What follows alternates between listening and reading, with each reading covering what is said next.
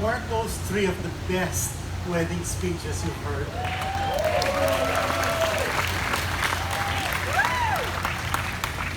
So it's only downhill.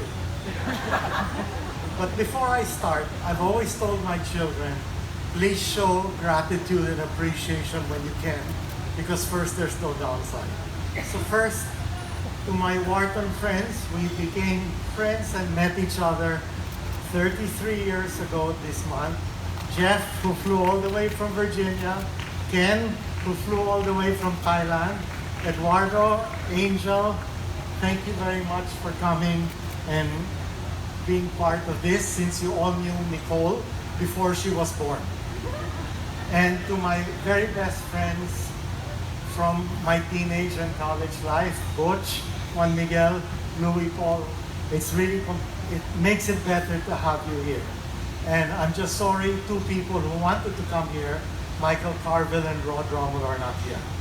And before I start the speech, there are two people I would not have, well, two families and two people I would not have become a shadow of myself without their support for many, many years. First, Dick Romulo and the Romulo family.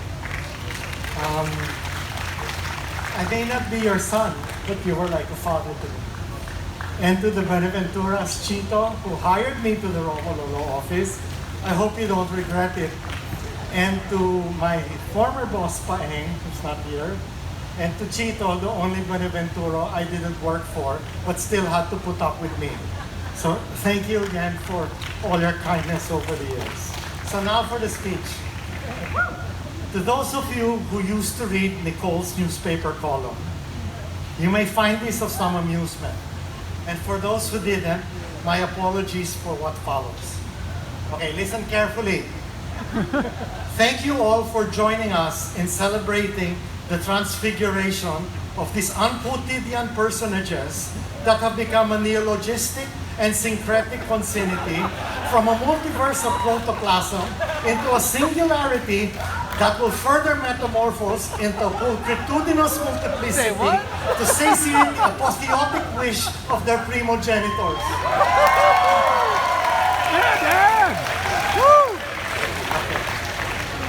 Okay, for those of you who didn't get it, let me translate into normal language. Nicole and Carlos, we're very happy both of you got married.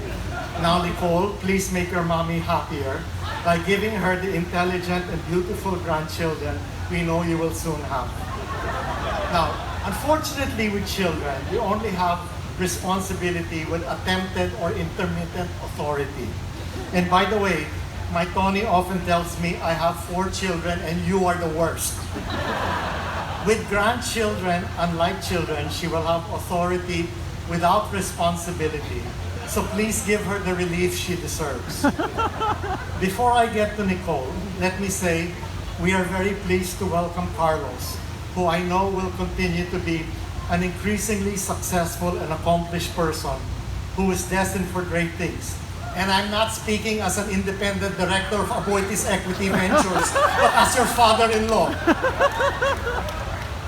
However, it was very strange to first meet your future son-in-law at the Aboitiz after he started dating your daughter, at the Aboitiz boardroom rather than at your house. I remember asking Moncho who Carlos was. He did say good things. And he asked, why haven't you met him? And I said, no, I'm just the father. Okay? So when that meeting with Carlos came, Moncho went, oh, there. All right? Even more awkward for Carlos was the only empty seat for me to take was beside him.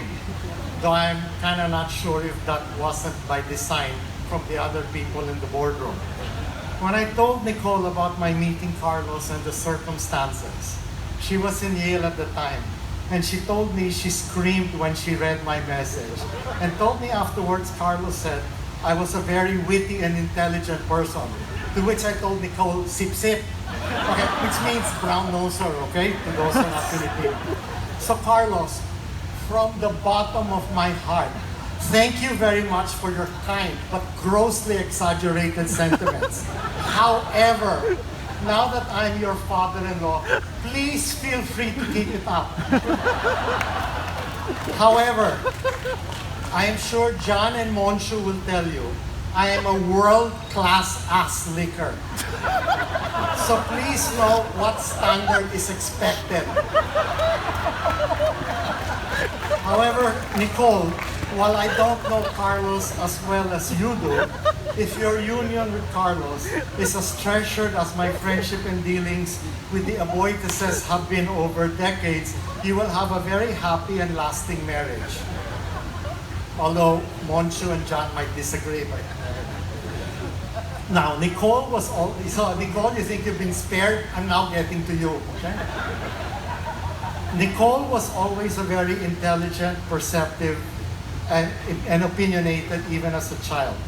When she was around 3, I jokingly teased her, who do you prefer, daddy or mommy?